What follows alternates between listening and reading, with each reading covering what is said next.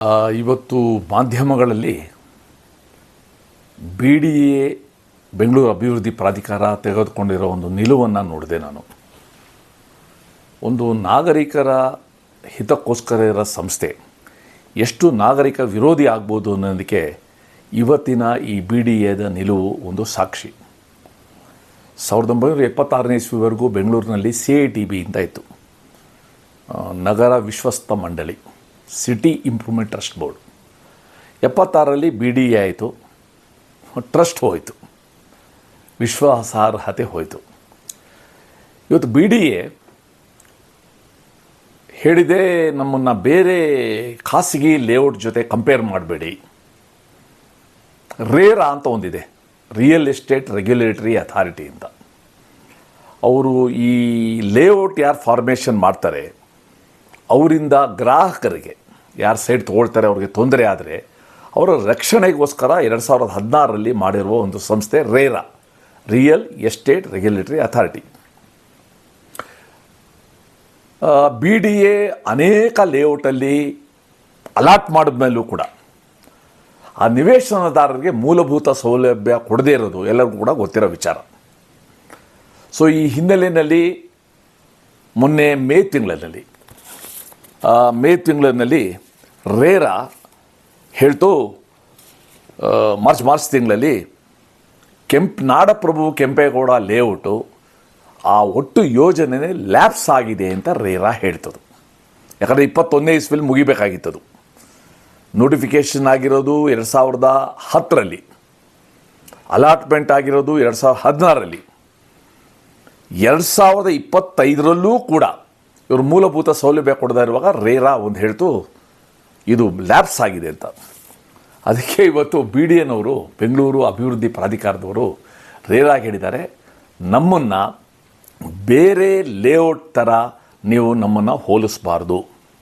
ನಾವು ಸರ್ಕಾರಿ ಸಂಸ್ಥೆ, ನಮ್ಮದು, ನಾವು ಲಾಭ ಮಾಡದೇ ಇರೋ ಒಂದು ಸಂಸ್ಥೆ ಅಂತ ಒಂದಷ್ಟು ಹೇಳಿದ್ದಾರೆ.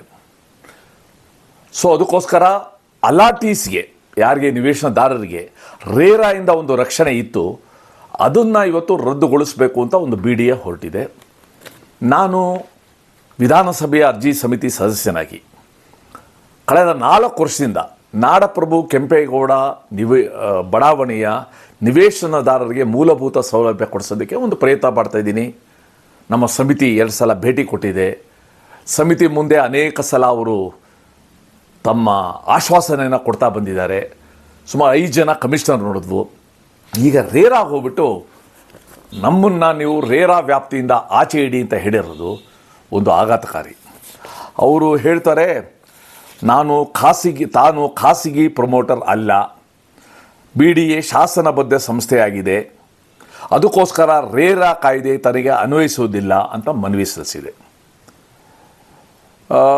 ನಾವು ಲಾಭ ಗಳಿಸೋಕ್ಕೋಸ್ಕರ ಅಲ್ಲ ಅಂತ ಹೇಳಿದ್ದಾರೆ.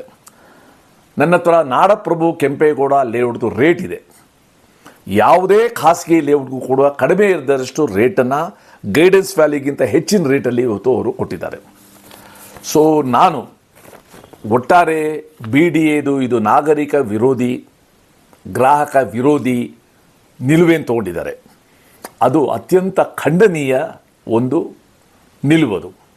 ಬಿ ಡಿ ಎ ಇರೋದೇ ಮಧ್ಯಮ ವರ್ಗ, ಕೆಳಮ ಮಧ್ಯಮ ವರ್ಗಕ್ಕೆ ಕಡಿಮೆ ದರದಲ್ಲಿ ಸೈಟನ್ನು ಕೊಡಬೇಕು, ಮೂಲಭೂತ ಸೌಲಭ್ಯನ ಒದಗಿಸ್ಬೇಕು ಅಂತ. ನನ್ನದೊಂದು ಪ್ರಶ್ನೆ ಬಿ ಡಿ ಎಗೆ, ನೀವು ಮೂಲಭೂತ ಸೌಲಭ್ಯನ ಪೂರ್ಣಗೊಳಿಸ್ತೇನೆ ಸೈಟನ್ನು ಹೆಂಗೆ ಅಲಾಟ್ ಮಾಡಿದ್ರಿ ನೀವು? ಬೇರೆ ಕಡೆಯೆಲ್ಲನೂ ಕೂಡ ಖಾಸಗಿ ಲೇಔಟಲ್ಲಿ ಮೂಲಭೂತ ಸೌಲಭ್ಯ ಕೊಟ್ಟ ಮೇಲೆ ಅಲಾಟ್ ಮಾಡಬೇಕು. ಈ ಕೆಂಪೇಗೌಡ ಲೇಔಟ್ ಇರ್ಬೋದು, ಅಥವಾ ಬನಶಂಕರಿ 6ನೇ ಹಂತ ಇರ್ಬೋದು, ಅರ್ಕಾವತಿ ಇರ್ಬೋದು, ಇವು ಸುಮಾರು 20 ವರ್ಷದ ಹಿಂದಿದ್ದು. ಇವತ್ತು ಕೂಡ ಮೂಲಭೂತ ಸೌಲಭ್ಯನ ನೀವು ಬಿ ಡಿ ಎನವರು ಕೊಟ್ಟಿಲ್ಲ. ನೀವು ಕೊಡದೇ ಇರುವಾಗ ನಿಮ್ಮ ವೈಫಲ್ಯಕ್ಕೆ ರೇರಾ ವ್ಯಾಪ್ತಿಯಿಂದನೇ ಆಚೆ ಇಡಬೇಕು ಅನ್ನೋದು ಇದು ಯಾರು ಕೂಡ ಒಪ್ಪದೇ ಇರೋದಲ್ಲ. ಮತ್ತು ಎರಡನೇದು, ನೀವು ಲ್ಯಾಂಡ್ ಅಕ್ವಿಸಿಷನನ್ನು ಕಂಪ್ಲೀಟ್ ಮಾಡ್ಕೊಳ್ದೇನೆ ಲೇಔಟ್ ಮಾಡೋಕ್ಕೆ ಹೊರಟಿದ್ದು ಯಾತಕ್ಕೆ? ಅಲಾಟ್ ಮಾಡಿಬಿಟ್ಟು ಇವತ್ತು ಕೂಡ ನನ್ನ ಪ್ರಕಾರ ನಾಡಪ್ರಭು ಕೆಂಪೇಗೌಡಕ್ಕೆ ಸುಮಾರು 4,000 ಎಕರೆನಲ್ಲಿ 2,800 ಎಕರೆ ಮಾತ್ರ ಭೂ ಸ್ವಾಧೀನ ಆಗಿರೋದು. ಇದನ್ಸುತ್ತೆ ಬಿ ಡಿ ಎ ಕಾರ್ಯವೈಖರಿಗೆ ಒಂದು ನಿದರ್ಶನ. ಸೊ ಇವತ್ತೇನು ಅವರು ರೇರಾ ಮುಂದೆ ಹೋಗಿದ್ದಾರೆ, ನಮ್ಮ ರೇರಾ ವ್ಯಾಪ್ತಿಗೆ ಬರೋದಿಲ್ಲ, ನಾವು ನಮಗೆ ರಕ್ಷಣೆ ಕೊಡಿ ಅಂತ. ಇದು ಬಿ ಡಿ ಎ ತನ್ನ ವೈಫಲ್ಯಕ್ಕೆ ಗ್ರಾಹಕರಿಗೆ ಕೊಡ್ತಾ ಇರುವ ಒಂದು ಶಿಕ್ಷೆ ಅಂತಲೇ ಹೇಳ್ಬೋದು. ಮೂಲಭೂತ ಸೌಲಭ್ಯ ಕೊಡದಿರೋದು, ಅದರಿಂದ ಪಾರಾಗೋದಕ್ಕೋಸ್ಕರ ಮಾಡ್ತಾ ಇರೋದು. ನಾನು ರೇರಾಗೂ ಕೂಡ ಒಂದು ಅರ್ಜಿ ಬರಿತೀನಿ. ನಾನು ಬರೆದ್ಬಿಟ್ಟು ಯಾವುದೇ ಕಾರಣಕ್ಕೆ ಬಿ ಡಿ ಎನ್ನು ರೇರಾ ವ್ಯಾಪ್ತಿಯಿಂದ ತಪ್ಪಿಸ್ಕೊಳ್ಳೋಕ್ಕೆ ಬಿಡಬಾರ್ದು ಅಂತ ಒಂದು ಪ್ರಶ್ನೆ. ಎರಡನೇದು, ಸಬ್ಸಿಡೈಸ್ಡ್ ರೇಟಲ್ಲಿ ಅವರು ಕೊಡ್ತೀವಿ ಅಂತ ಏನು ಹೇಳಿದ್ದಾರೆ ಅದು 100% ಸತ್ಯ ಅಲ್ಲ. ಅದು ಯಾಕಂದರೆ ನಾಡಪ್ರಭು ಕೆಂಪೇಗೌಡ ಲೇಔಟೇ, ನೀವು ಪಕ್ಕದಲ್ಲಿರೋ ಖಾಸಗಿ ಲೇಔಟ್ ನೋಡಿದ್ರೆ ಗೊತ್ತಾಗುತ್ತೆ ಎಷ್ಟು ರೇಟನ್ನು ಅವ್ರು ತೊಗೊಂಡಿದ್ದಾರೆ ಅಂತ. ಸೊ ಅದಕ್ಕೋಸ್ಕರ ಇವರು ಲ್ಯಾಂಡ್ ಅಕ್ವಿಷನ್ ಸರಿಯಾಗಿ ಮಾಡ್ಕೊಳ್ಳಲ್ಲ, ದುಡ್ಡು ತೊಗೊಂಡ್ಬಿಡ್ತಾರೆ ಗ್ರಾಹಕರ ಹತ್ರ, ಮೂಲಭೂತ ಸೌಲಭ್ಯ ಕೊಡೋದಿಲ್ಲ. ಬಿ ಡಿ ಎನಲ್ಲಿ ಸೈಡ್ ತೊಗೊಂಡು ಮನೆ ಕಟ್ತಾನಲ್ಲ, ಅವ್ನು ನಿಜವಾಗ್ಲೂ ಅದೃಷ್ಟವಂತ. ಅವನು ಅಲ್ದಾಡಬೇಕು ಬಿ ಡಿ ಎಗೆ. ಸೊ ಇದನ್ನು ನಾವು ಸಮಿತಿ ಸಭೆಯಲ್ಲಿ ಹೇಳಿದ್ದೀನಿ. ನನಗೆ ಇವತ್ತಿನ ಬಿ ಡಿ ಎನ ಒಂದು ಅರ್ಜಿ ಏನು ರೇರಾ ಮುಂದೆ ಹಾಕಿದ್ದಾರೆ ಅದು ಅತ್ಯಂತ ಆಶ್ಚರ್ಯ ತಂದಿದೆ. ಸುಮಾರು ನನ್ನ ಪ್ರಕಾರ ನಾಡಪ್ರಭು ಕೆಂಪೇಗೌಡ ಲೇಔಟಲ್ಲಿ 10,000 ಜನ ನಿವೇಶನದಾರರು ಮನೆ ಕಟ್ಟದೇ ಇರೋ ಸ್ಥಿತಿಲಿದ್ದಾರೆ, ಮೂಲಭೂತ ಸೌಲಭ್ಯ ಇಲ್ಲ ಅಂತ. ಇನ್ನು ಬನಶಂಕರಿ 6ನೇ ಹಂತ, ಬೇರೆ ಅಂಜನಾಪುರ ಅದೆಲ್ಲ ನೋಡಿದ್ರೆ ಬೇರೆಯೇ ಕಥೆ ಆಗುತ್ತೆ.